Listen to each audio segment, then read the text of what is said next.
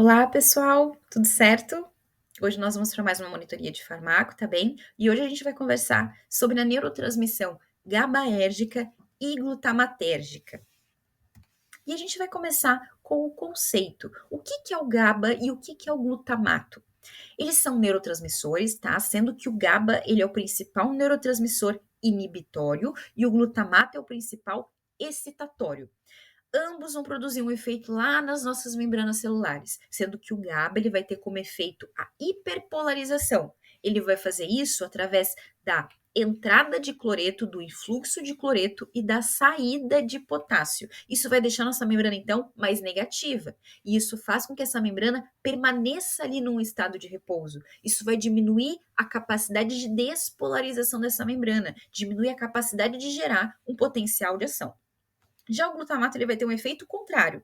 Ele vai agir na membrana despolarizando ela. Isso vai deixar essa membrana mais positiva através do influxo tanto de sódio quanto de cálcio e ela vai diminuir a saída de potássio. Isso vai fazer com que essa membrana então se despolarize. Essa membrana vai sair do estado de repouso.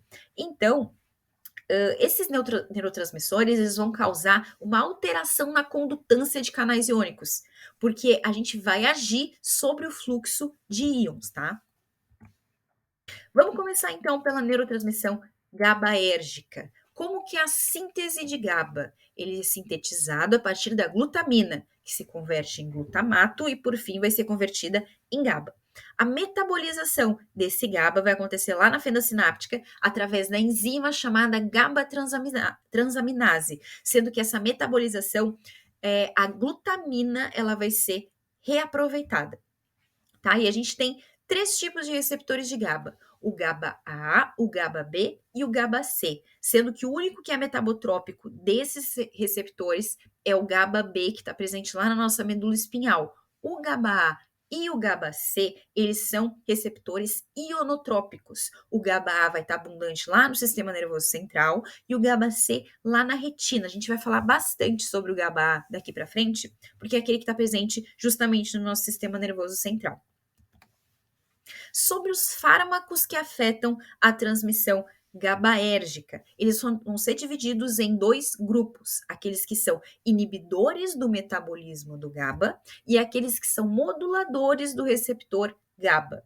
Eu fiz aqui um esqueminha justamente para a gente poder visualizar tudo isso que vai ser dito, para a gente poder ir construindo o raciocínio aos poucos. Então, a partir de agora, a gente vai conversar rapidamente sobre cada um deles, tá bem? Começando então pelos inibidores do metabolismo do GABA. A gente tem como representante a tiagabina e a vigabatrina, sendo que a tiagabina ela é um inibidor do GAT1. O GAT1 é um transportador de GABA. Se eu inibo o GAT1, esse GABA não vai ser transportado. A vigabatrina vai ser um inibidor da GABA transaminase, que é aquela enzima que fazia a degradação do GABA. Então, se eu inibo essa enzima, o GABA não vai ser degradado. Em ambos os medicamentos, como um deles não transporta e o outro não degrada, o GABA vai permanecer por mais tempo e em maior quantidade ali na fenda sináptica. Isso vai estimular mais os meus receptores pós-sinápticos, isso vai aumentar os sinais inibitórios do GABA. E a indicação desses medicamentos é para epilepsia, que é justamente um estado em que a gente tem a hiperexcitação neuronal. E uma maneira da gente conseguir diminuir essa hiperexcitação é a potencialização de uma via que seja inibitória. Então, nesse caso, estimular a via GABAérgica. Vamos entrar agora nos moduladores dos receptores de GABA. O primeiro deles vai ser o benzodiazepínico, tá? Esse benzodiazepínico ele vai agir sobre os receptores GABA-A que estão presentes lá no nosso sistema nervoso central, e esse GABA-A ele tem subtipos, tá, de unidades, que vão ser os diferentes locais onde o benzodiazepínico vai poder se ligar. A gente tem o alfa-1, que vai causar um efeito sedativo e hipnótico, o alfa-2 e o alfa-3, que vai ter um efeito ansiolítico, e o alfa-4 e o alfa-6, que é ali onde vai atuar o álcool e também os anestésicos locais. Como que é o mecanismo de ação desses benzodiazepínicos? O GABA, que ele é uma molécula endógena, né, proveniente ali do nosso próprio organismo, que está no nosso corpo em uma situação fisiológica, se ligando no seu receptor. Ele vai causar, então, a abertura dos canais de cloreto e vai hiperpolarizar essa célula, deixando ela no estado de repouso. O benzodiazepínico, a gente diz que ele é um modulador alostérico, porque ele vai se ligar num sítio diferente desse GABA endógeno. E o que ele vai fazer? Ele vai aumentar a afinidade do receptor por esse GABA endógeno, potencializando a ação desse GABA. Então, ele vai aumentar a frequência de abertura dos canais de cloreto, então promovendo maior influxo, maior entrada de cloreto. E o que é importante nisso?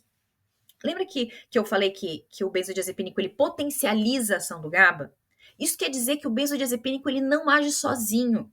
O GABA ele vai estar ligado no receptor dele e o medicamento vai estar se ligando em outro sítio desse receptor, porque o medicamento ele só vai potencializar a ação do GABA, que já está presente. Ele não vai agir pelo GABA.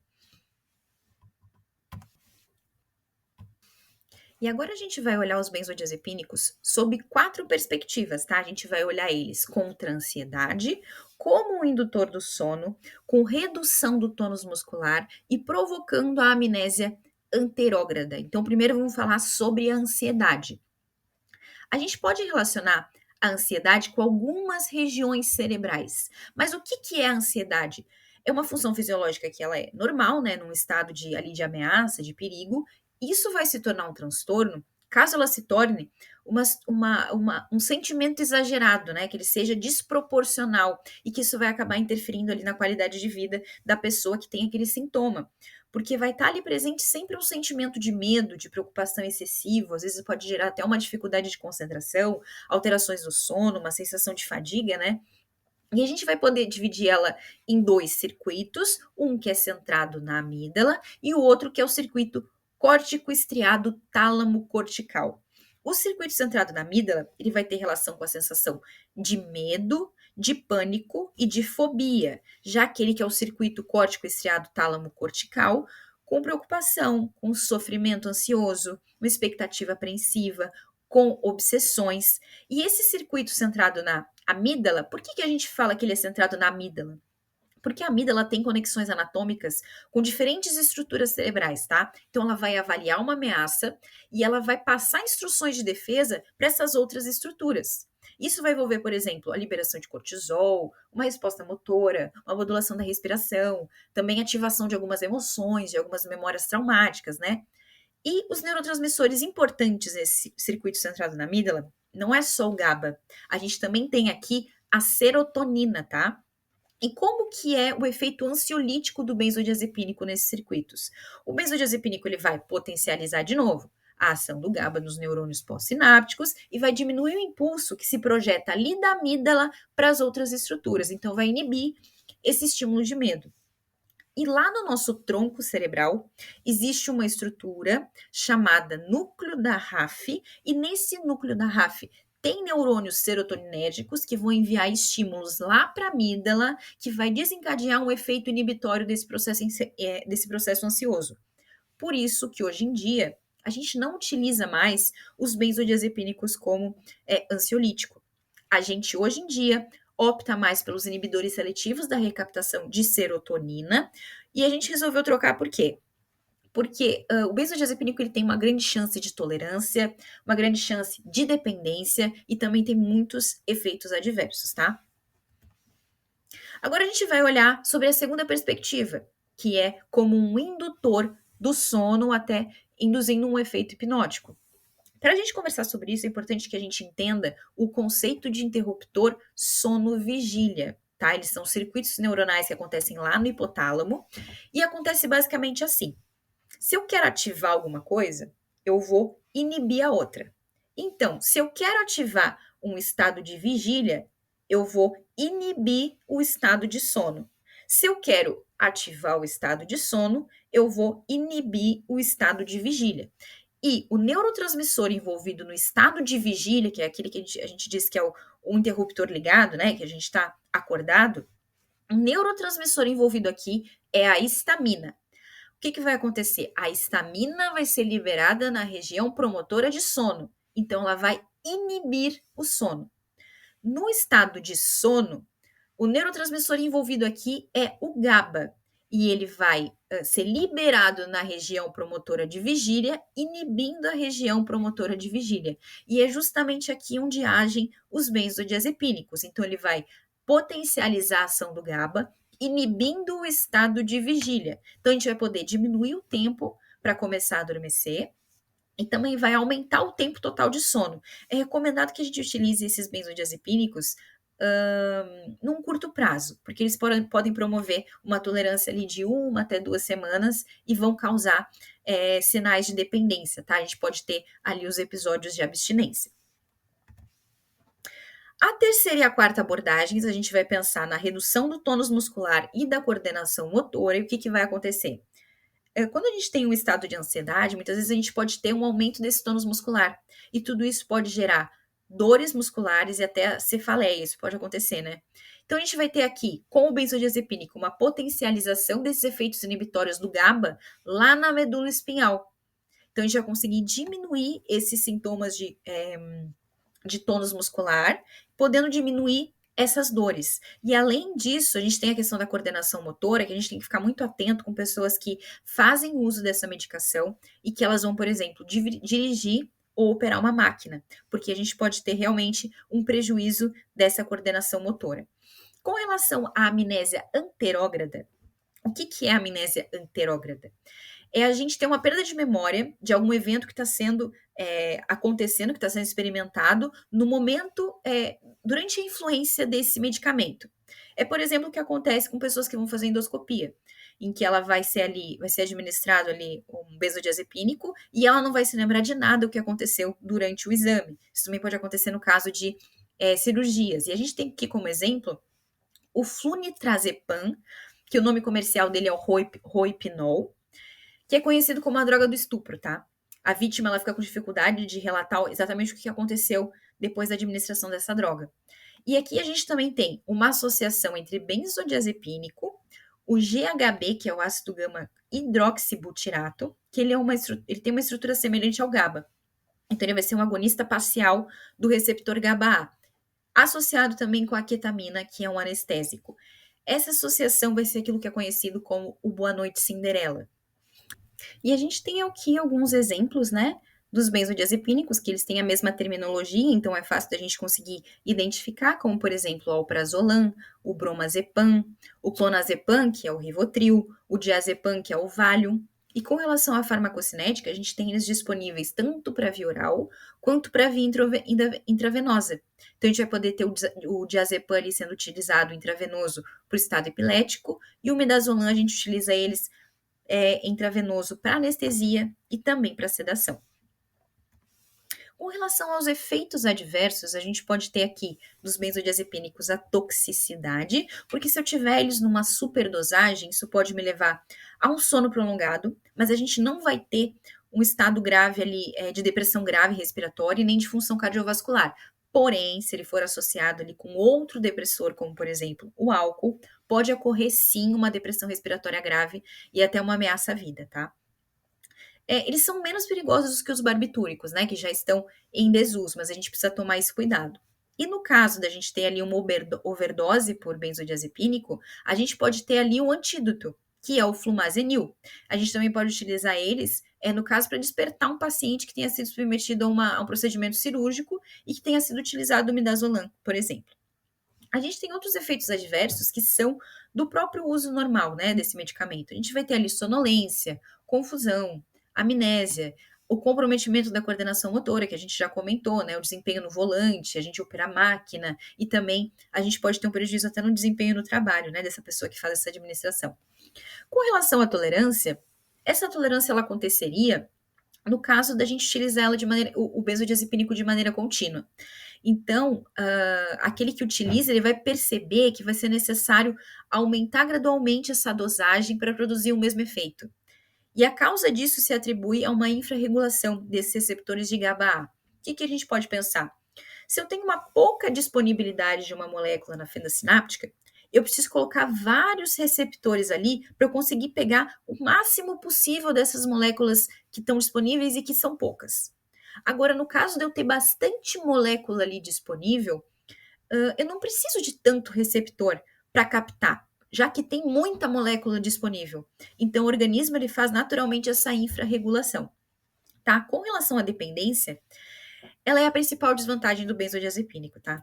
Então, fazer interrupção desse tratamento depois do uso de semanas ou até alguns meses, isso vai causar um aumento de ansiedade, pode causar tremor, tontura, um sono mais perturbado, também uma perda de peso. Então é importante que a gente faça o desmame dessa medicação, que a gente venha retirando ela gradualmente. Então a gente já conversou sobre os benzodiazepínicos ali nos moduladores dos receptores GABA. Agora a gente vai conversar sobre os compostos Z, que também são chamados de novos agonistas GABA-A, tá? Eles têm bastante seletividade lá para o GABA-A com subunidade alfa-1, então eles vão ter um efeito ali sedativo e hipnótico, e eles são os preferidos no tratamento da insônia. Como eles são bem seletivos para o alfa-1, eles não vão ter muito efeito ali ansiolítico, anticonvulsivante, de relaxante muscular, então eles vão ser menos eficientes para esses fins. Eles têm menos potencial de dependência e abuso, então eles são medicamentos mais seguros, e no caso de overdose, ele vai ser tratado da mesma maneira como o benzodiazepínico, lá com o flumazenil como um antídoto, tá? Alguns exemplos, a gente tem o Zaleplon, que ele tem meia-vida curta ali de 1 hora, então ele não vai causar a sedação matutina, ele também vai diminuir a latência para o início do sono, e como a meia-vida dele é curta, a gente pode utilizar ele no meio da noite, no caso de um despertar precoce, tá? Justamente por essa meia-vida ser mais curtinha ali de 1 hora. O Zolpidem, que é bem conhecido, né? A meia-vida dele já é um pouquinho mais longa, de 2 horas e meia.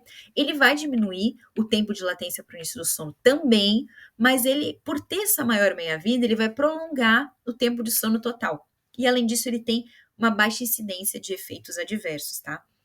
O terceiro ali, que é o Exopiclone, a gente pode utilizar ele para um tratamento mais prolongado da insônia. A gente consegue fazer o uso crônico dele de até 1 ano. Então, a gente vai utilizar ele a longo prazo, porque não foram observados nem sinais de tolerância e nem de abstinência na utilização dele.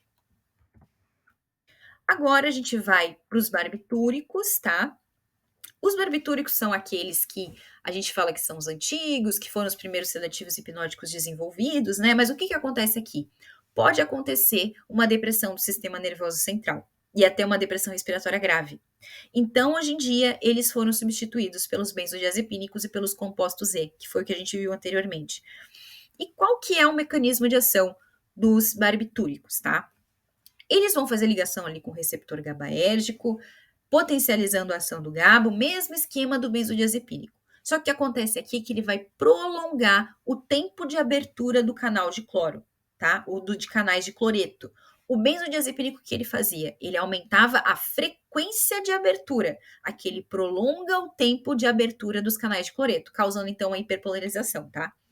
E é importante a gente ver aqui também, no mecanismo de ação, é que em altas concentrações ele pode ativar o receptor GABA-A na ausência do neurotransmissor GABA. Lá no benzodiazepínico, a gente comentou que o benzodiazepínico ele não age sozinho. Ele precisa do GABA ligado no receptor, que ele só vai potencializar o efeito do GABA endógeno. Aqui não, se eu tiver o barbitúrico em alta concentração, ele pode ativar o receptor, mesmo na ausência do neurotransmissor GABA endógeno, tá? E ele tem um baixo grau de seletividade. Então, ele vai atuar em diferentes tipos de receptores GABA. Então, a gente vai ter diversos efeitos. Ele vai ter efeito ansiolítico, sedativo e hipnótico, a gente também pode utilizar ele como anticonvulsivante. E com relação aos efeitos adversos ali, bem importante, a depressão grave, né? A depressão respiratória grave também, uma depressão cardiovascular pode acontecer, principalmente se eles forem associados com outros depressores do sistema nervoso central, como o etanol. Pode causar ressaca farmacológica, que é um cansaço ali prolongado depois da utilização, porque eles são altamente lipofílicos, então vai ser bem difícil da gente fazer a excreção desses medicamentos, pode acontecer o acúmulo. A gente vai ter ali a tolerância e a dependência e a toxicidade, causando essa depressão respiratória e cardiovascular. Então, eles foram substituídos ali pelos benzodiazepínicos, que são mais seguros, e somente o fenobarbital permaneceu para uso contínuo, tá? O fenobarbital ele é amplamente utilizado justamente porque ele tem um baixo custo, uma baixa toxicidade. A gente pode utilizar eles para convulsões, lembrando que não dá para utilizar eles para convulsões com crises de ausência, tá? Que eles não são eficazes. E a gente pode utilizar eles até para recém-nascidos, porque a dose que a gente utiliza para anticonvulsivante, ela é bem inferior daquela que a gente utiliza para efeito hipnótico, tá? Vamos agora para os últimos representantes dos moduladores do receptor GABA, que é o etomitato e o propofol. Tá? Eles são utilizados para indução anestésica geral, são mais seletivos ali para o receptor GABA-A, com subunidade beta 2 e beta 3, então eles vão ter como efeito a sedação, a hipnose, relaxamento muscular, e quando a gente administra eles numa via endovenosa, a gente vai ter uma rápida ação ali anestésica, tá bem? Entrando, por fim, na neurotransmissão glutamatérgica, o que é importante a gente saber da neurotransmissão glutamatérgica? Que a gente tem dois tipos de receptores. A gente tem ali os ionotrópicos e os metabotrópicos. Os ionotrópicos, a gente tem o NMDA, o AMPA e o kainato, e os metabotrópicos eu tenho de 8 tipos, e que eles vão ser divididos em 3 grupos. O grupo 1, o grupo 2 e o grupo 3. Importante, excitotoxicidade do glutamato. Quando eu aumento muito os níveis de glutamato, eu vou ter uma excitação celular que ela é excessiva, induzida por esse glutamato, e esse glutamato ele vai fazer um aumento do cálcio intracelular. Tá? E essa sobrecarga do cálcio, ela é um fator essencial na produção de neurotoxicidade, tá?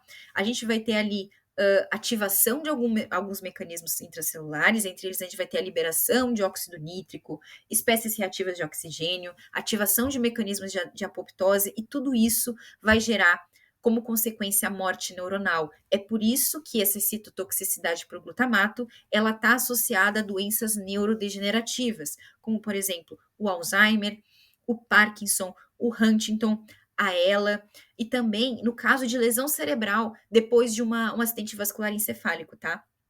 E importante, somente 2 antagonistas do receptor NMDA estão em uso clínico hoje em dia. NMDA é um dos receptores ionotrópicos aqui.